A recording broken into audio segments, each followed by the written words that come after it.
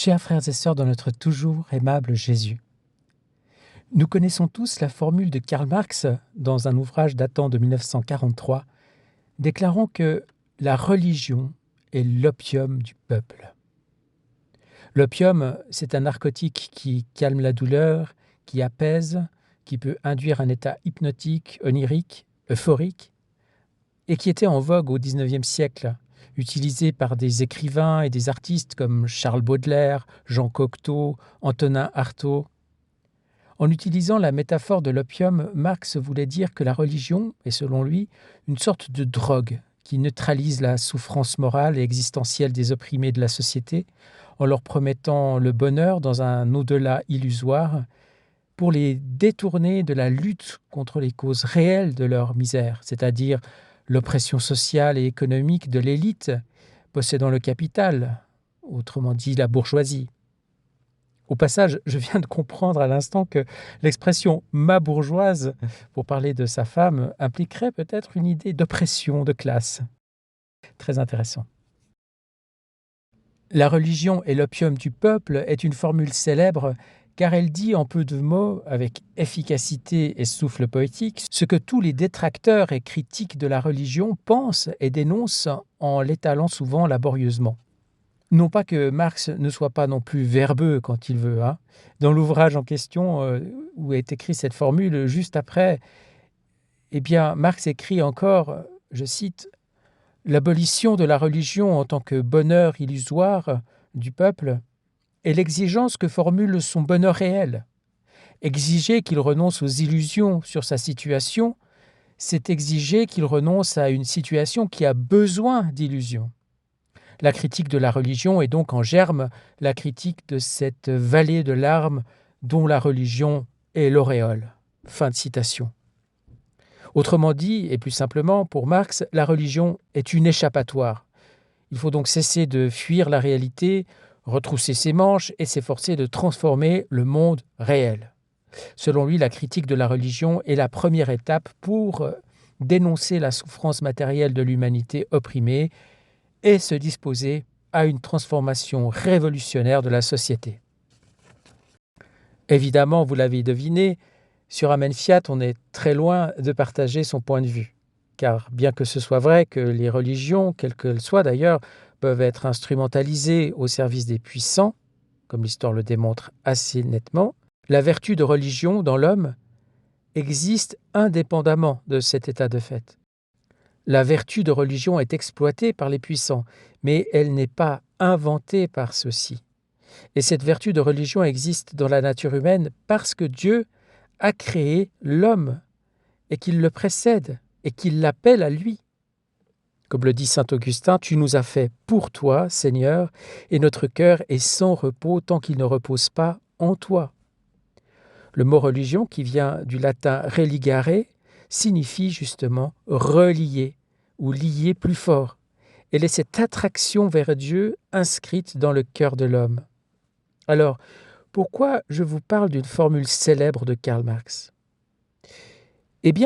Parce que de manière assez amusante ou ironique, notre Seigneur utilise l'image de l'opium dans le livre du ciel, dans les écrits de Luisa Picaretta.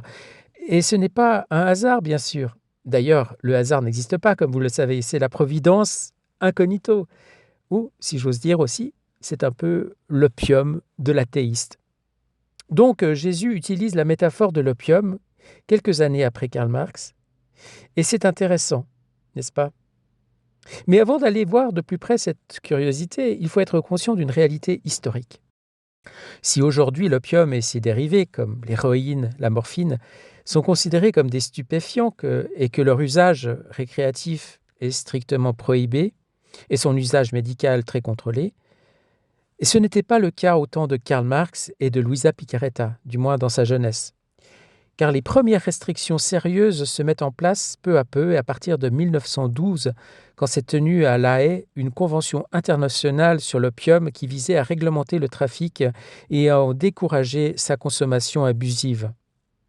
La prohibition internationale stricte date de 1961 et de la Convention unique sur les stupéfiants sous l'égide de l'ONU. Alors maintenant que nous sommes bien informés, Que nous dit Jésus en utilisant la métaphore de l'opium? Ouvrons donc le livre du ciel pour constater qu'il y a 5 dates qui évoquent l'opium. Les 2 premières sont très proches l'une de l'autre, c'est en février et mars 1913, donc peu après la Convention de La Haye d'ailleurs, et se répondent. Ce sont aussi les dates principales, car l'opium s'y trouve au cœur, c'est le cœur du propos l'opium, et les 3 dates suivantes sont plus tardives. L'opium y est seulement évoqué comme une image accessoire, complément à d'autres images comme berceuse, baume ou rosée.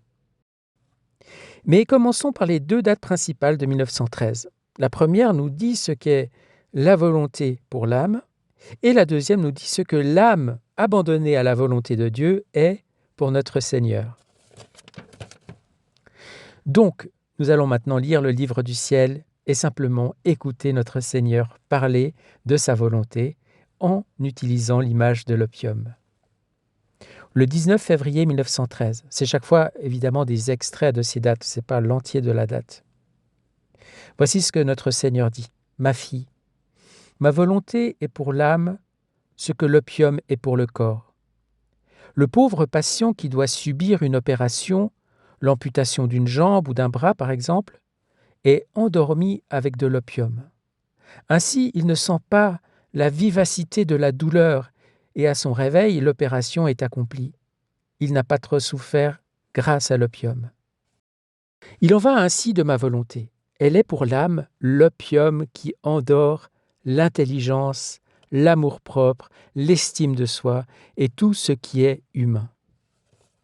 Elle ne permet pas au déplaisir, à la diffamation, à la souffrance ou à la douleur intérieure de pénétrer profondément dans l'âme parce qu'il la garde comme endormie. Néanmoins, l'âme conserve les mêmes effets et les mêmes mérites, exactement comme si elle avait ressenti profondément ses souffrances. Avec une imposante différence cependant, l'opium doit être acheté et la personne ne peut en prendre souvent. Si elle en prend souvent, voire tous les jours, elle devient confuse, surtout si elle est de faible constitution. L'opium de ma volonté, par contre, est gratuit, et l'âme peut en prendre n'importe quand. Plus elle en prend, et plus sa raison en est éclairée. Si elle est faible, elle acquiert la force divine. Le 21 mars 1913, le Seigneur dit « Ma fille, ma volonté est l'opium de l'âme », donc il reprend ce qu'il disait au mois de février, « mais mon opium à moi, c'est l'âme abandonnée en ma volonté. Cet opium provenant de l'âme empêche les épines de me piquer, les clous de me transpercer, les blessures de me faire souffrir. Il soulage tout en moi, il endort tout. Si donc tu m'as donné de l'opium, comment peux-tu vouloir que je te fasse partager mes souffrances? Si je ne les ai pas pour moi-même, je ne les ai pas pour toi non plus. » Louise a écrit, je lui dis, « Ah Jésus, tu es bon de m'arriver avec cela. Tu te moques de moi en prenant des mots qui te permettent de ne pas me contenter. » Parce qu'elle voulait la souffrance. Et Jésus lui répond, « Non, non, c'est vrai, c'est réellement comme cela. J'ai besoin de beaucoup d'opium et je te veux complètement abandonné en moi, de sorte que je ne te reconnaisse plus comme étant toi-même, mais comme étant moi-même, et que je puisse ainsi te dire que tu es mon âme, ma chair, mes os. En ces temps, j'ai besoin de beaucoup d'opium, car si je me réveille, je vais déverser un déluge de châtiment. » Puis il disparut. Il revint un peu plus tard et ajouta, « Ma fille, il arrive souvent pour les âmes ce qui se produit dans l'air. À cause de la mauvaise odeur qui s'échappe de la terre, l'air devient lourd et un bon vent est nécessaire pour éliminer cette mauvaise odeur. Ensuite, après que l'air a été purifié et qu'une brise bienfaisante se soit mise à souffler, on a le goût de garder la bouche ouverte afin de mieux profiter de cet air purifié. La même chose se produit pour l'âme. Souvent, la complaisance, l'estime de soi, l'ego et tout ce qui est humain alourdissent l'air de l'âme. Et je suis forcé d'envoyer les vents de la froideur, de la tentation, de l'aridité, de la calomnie, pour qu'il nettoie l'air, purifie l'âme et la replace dans son néant. Ce néant ouvre la porte au tout, à Dieu, qui fait naître des brises parfumées, de sorte qu'en gardant la bouche ouverte, l'âme puisse mieux profiter de cet air bienfaisant pour sa sanctification. Cette deuxième partie de la date du 21 mars 1913 n'était pas en lien avec l'opium, mais c'est tellement beau que je suis très heureux de l'avoir lu quand même. On voit dans ces deux dates de février et mars 1913 que l'opium, l'image de l'opium, consiste à dire que non seulement la volonté pour l'âme ou l'âme abandonnée pour le Seigneur, l'âme abandonnée dans la volonté de Dieu, permettent le soulagement de la souffrance, le soulagement de la difficulté, le soulagement de ce qui est en fait produit par le péché, par la volonté humaine déconnectée de Dieu. Le 21 mai 1921, Jésus dit « Ma fille bien-aimée, le repos m'est nécessaire. Après t'avoir tant parlé, je veux voir en toi les effets de mes paroles. Travaille, accomplis ce que je t'ai enseigné, et alors je me reposerai.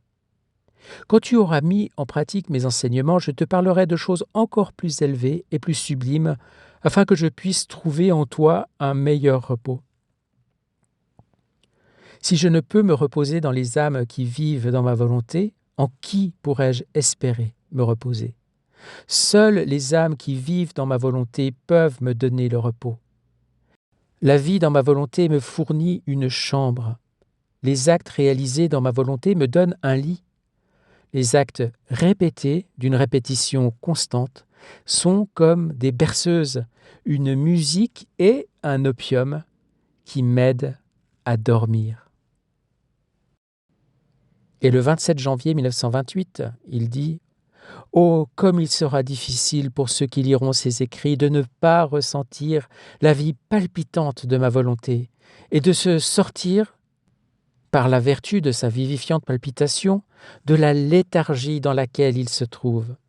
Ces écrits sur mon fiat suprême, par la force de sa lumière, éclipseront la volonté humaine. Ils seront un baume sur les plaies humaines, un opium pour tout ce qui est terrestre. Les passions se sentiront mourir, et de leur mort renaîtra la vie du ciel parmi les créatures. » Enfin, le 7 août 1932, Jésus dit « Tu dois savoir qu'une rosée bienfaisante descend sur la créature chaque fois qu'elle accomplit un acte dans ma volonté. Cela lui conserve la fraîcheur divine et procure l'opium pour tout ce qui ne lui appartient pas. Et oh, comme il est beau de la voir toujours nouvelle dans ses actes, nouvelle dans son amour, dans sa peine et dans l'espoir de recueillir la rosée pour recevoir l'opium qui convertira la peine en une douce conquête de mon divin vouloir. » Voici l'intégrale donc des passages qui citent l'opium comme effet de l'âme qui vit dans la divine volonté, comme effet des écrits de la divine volonté sur l'âme, comme effet de la volonté divine, pour sortir l'âme de l'obscurité, de la misère, de sa volonté humaine déconnectée de celle de Dieu. Alors, quelque part, c'est un peu une confirmation de ce que disait Karl Marx en parlant de la religion. Ici, c'est bien sûr la religion vue dans le côté le plus noble qui soit, c'est-à-dire la relation de l'âme créature humaine avec la volonté de Dieu. Oui, il y a quelque chose de l'ordre de l'opium, mais dans le sens positif du terme et non pas péjoratif, car cela permet de sortir de la fausse réalité de la volonté humaine déconnectée pour rejoindre la réalité divine, comme dirait mon ami et frère Ramon Pérez, la réalité divine qui est la vérité de notre relation humaine qui doit être transfigurée par la présence réelle du Seigneur en nous, par l'activité de la volonté divine opérante dans la volonté de la créature. Voilà, j'espère que vous avez apprécié ce petit parcours et je vous souhaite vraiment de mettre en pratique tout ce que vous pouvez lire et comprendre du livre du ciel.